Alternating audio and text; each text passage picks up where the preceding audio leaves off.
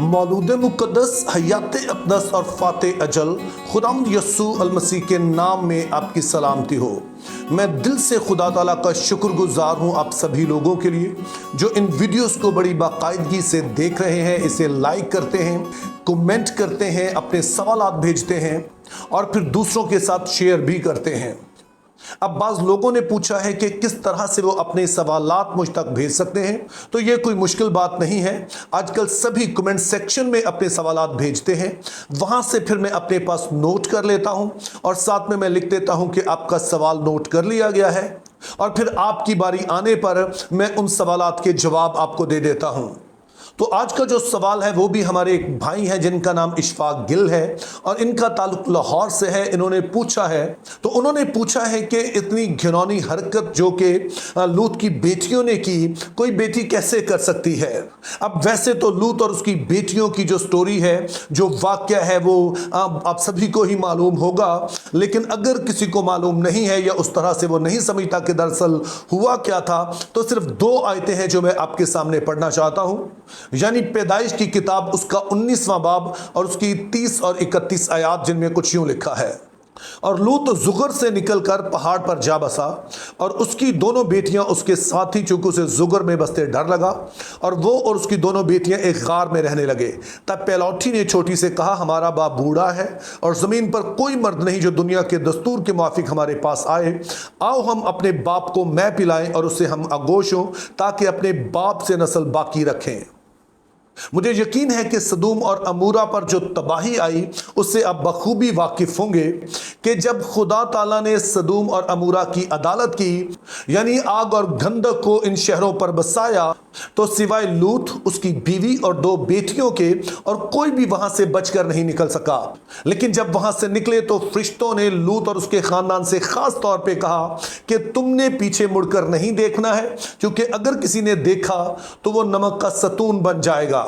अब लूत और उसकी बेटियां तो नहीं देखती हैं, लेकिन उसकी बीवी जब मुड़कर देखती है तो वो नमक का सतून बन जाती है। इसका मतलब है कि अब सिर्फ लूत और उसकी बेटियां ही बाकी बचती हैं। अब इस पूरे वाक्य को पैदाइश की किताब उसके 19वें बाब में पढ़ सकते हैं और फिर इसी बाब में 30वीं आयत से आगे हमें बताया गया कि जब लूत अपनी बेटियों को लेकर वहां से निकल आया तो उसके बाद ये आकर एक पहाड़ पर बसने लगा और ये एक वीरान इलाका था, आसपास कोई आबादी नहीं थी। तो इसकी बड़ी बेटी ने अपनी छोटी बहन से मशवरा किया, जो कि जाहिर है कि अब बालिग थी ये दोनों। तो उसने कहा, चूंकि हम एक वीरान इलाके में रह रहे हैं और आसपास कोई आबादी नहीं है यहाँ पर और कोई लोग बसते नहीं हैं और कोई मर्द तो हमारे पास आने वाला नहीं है और हमारे बाप भी अभी बूढ़ा है और इसको भी आगे पता नहीं बीवी मिलेगी कि नहीं मिलेगी, तो आओ हम ऐसा करते हैं कि अपने बाप को मैं पिलाते हैं और फिर इसके साथ हम जिनसी ताल्लुक कायम करते हैं और उसके नतीजे में फिर जो बच्चे पैदा होंगे उससे हमारे बाप की नस्ल चलेगी।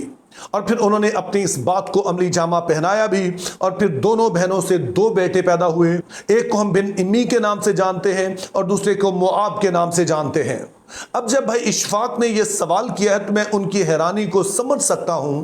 क्योंकि कुछ रिश्ते ऐसे होते हैं जो हमारी नज़र में इंतहाई मुक़द्दस है और उनमें सबसे जो मुक़द्दस रिश्ता है वो वालिदैन का अपने बच्चों के साथ है, चाहे माँ का बेटे के साथ हो या बाप का बेटी के साथ हो। ये वो रिश्ते हैं कि जिनको दुनिया में सबसे करीबी समझा जाता है, सबसे महफूज रिश्ते समझा जाता है। यानी कि अगर कोई शादीशुदा औरत है, उसके बच्चे हैं, तो वो अपने आप को सबसे ज्यादा जो महफूज तस्वुर करती है वो अपने बेटे के साथ तस्वुर करती है। इसी तरह से अगर कोई नौजवान बेटी है तो कोई ऐसा रिश्ता जो उसकी नजर में सबसे मुकद्दस है, जिसके बारे में वो कुछ भी गलत नहीं सोच सकती है या फिर वो इस बात का तस्वुर भी नहीं कर सकती है कि उसके बाप की तरफ से कभी भी कोई उसे खतरा हो सकता है। तो जब लूत की बेटियां इस तरह से अपने बाप के बारे में सोचती हैं तो जाहिर है इसमें काफी हैरानी होती है। लेकिन यहां पर हमने यह भी याद रखना है कि जो कुछ लूत की बेटियों ने किया यह कोई एक दिन की बात नहीं है, यह अचानक से कोई फैसला नहीं है, बल्कि इसके पीछे एक पूरी स्टोरी है जिसकी वजह से बात यहां तक पहुंची है। तो स्टोरी का आगाज पैदाइश 13 बाब से होता है। उसमें हमें बताया गया कि खुदा अपने वादे के मुताबिक अब्राहम और उसके खानदान को बरकत देता है, और उसके खानदान में चूंकि लूत भी शामिल है जो उसका भतीजा है, और फिर दोनों के पास बहुत ज्यादा मालो दौलत हो जाते हैं, जानवर बहुत ज्यादा हो जाते हैं, और उनके जो चरवाहे हैं जो उन्होंने अपने पास मजदूर रखे हैं वो आपस में झगड़ते रहते हैं। चूंकि जानवर ज्यादा हैं, वहां पे चरागाहें कम हैं, तो दोनों ही एक दूसरे से कहते हैं कि यहां पर हमारे जानवर चरेंगे, दूसरा कहता है यहां पर हमारे जानवर चरेंगे। तो अब्राहम जाहिर है कि बड़ा भी है और साथ में वो लूत को अपने साथ लेके भी आया है। तो वो लूत से कहता है कि बेटा हमने क्यों आपस में झगड़ना है, तो तू ऐसा कर कि तू अपने जानवरों को अलग कर, अपने मजदूरों को अलग कर, अपने खानदान को अलग कर, और इस इलाके में जो भी जगह तुझे बेहतर लगती है तू वहां पर चला जा और मैं वहां से दूसरी तरफ चला जाऊंगा, तो यूं हमारा आपस में कोई झगड़ा नहीं होगा। और फिर पैदाइश 13 बाब और उसकी 11 आयत में कुछ यूं लिखा है, सो लूत ने यरदन की सारी तराई को अपने लिए चुन लिया और वो मशरिक की तरफ चला और वो एक दूसरे से जुदा हो गए। अब्राहम तो मुल्क कनान में रहा और लूत ने तराई के शहरों में सुकूनत इख्तियार की और सदूम की तरफ अपना डेरा डाला, और सदूम के लोग खुदावंद की नजर में नहायत बदकार और गुनहगार थे।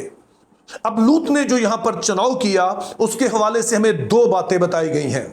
पहले नंबर पर तो लूत ने जो इलाका चुना ये यरदन के आसपास का इलाका था, और चूंकि जाहिर है ये दरिया यरदन है जिसमें बहुत सारा पानी मौजूद है, तो इसके आसपास का सारा इलाका हरा भरा रहता था, जो कि इस लिहाज से तो अच्छा था कि उसके जानवरों को खूब यहां पर पैदावार मिलेगी। लेकिन मुकद्दस मूसा जिन्होंने ये किताब लिखी है वो एक हमें हिंट दे देते हैं कि पैदावार और जानवरों के लिए तो ये इलाका काफी अच्छा था, लेकिन लूत और उसके घराने के लिए ये इलाका कोई इतना अच्छा नहीं था। क्यों? चूंकि इस इलाके के लोग बदकार थे, खुदा की नजर में वो गुनहगार थे। अब अगरचे कि यहां बताया गया कि वो गुनहगार हैं, लेकिन हमें कोई तफसीलात नहीं बताई गई हैं। चूंकि अगर हम गुनाहगार होने की बात करें, वो तो पूरा मुल्क कनान ही गुनहगार था, वो बुत परस्त थे और कई तरह से मकरूह रस्मात उनमें पाई जाती थी, और इसी सबब से हम देखते हैं कि खुदा ताला कहते हैं कि इनके गुनाह भी पूरे होने वाले हैं, मैं इनको भी सजा दूंगा। तो फिर सदूम और अमूरा के बारे में हम क्या कह सकते हैं कि क्यों इसे कहा गया कि ये यहां के लोग बदकार थे? तो इसके बारे में हम पैदाइश 19 बाब में पढ़ते हैं कि जब खुदा ताला अपने 2 फरिश्तों के पास अब्राहम के पास आते हैं, उसके साथ खाना खाते हैं,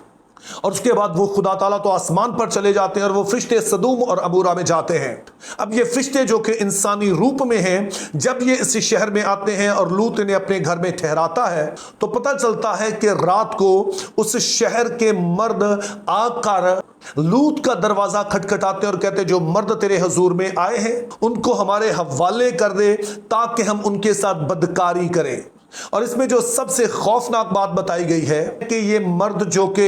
लूत के घर पर खटखटा रहे हैं, कह रहे हैं कि इन मर्दों को हमारे हवाले कर, उनमें जवान से लेकर बुढ़े तक उस शहर के तमाम लोग शामिल हैं। तो ये बात जाहिर करती है कि बेशक इस शहर के और भी गुनाह होंगे, लेकिन जो सबसे घिनौना गुनाह था वो हम जिन्स प्रस्ती साज और मर्द मर्द से रूसियाही करते, और ये गुनाह इतना आम हो चुका था कि खुले आम वहां पर हो रहा था।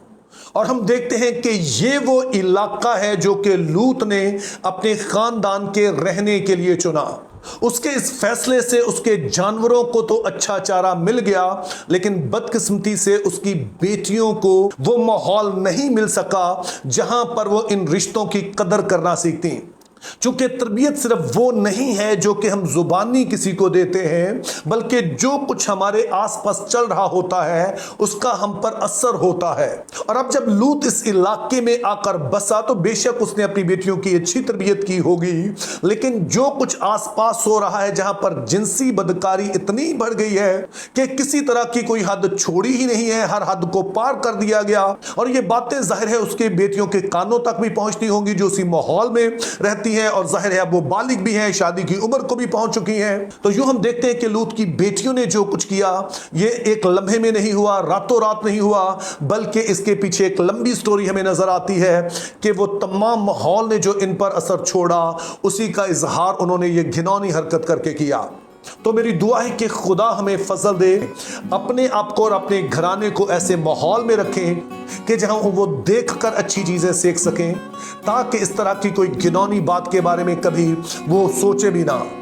तो खुदा हमें इससे बचने का फजल अता करता रहे। Think biblically, live purposefully, have a very good day.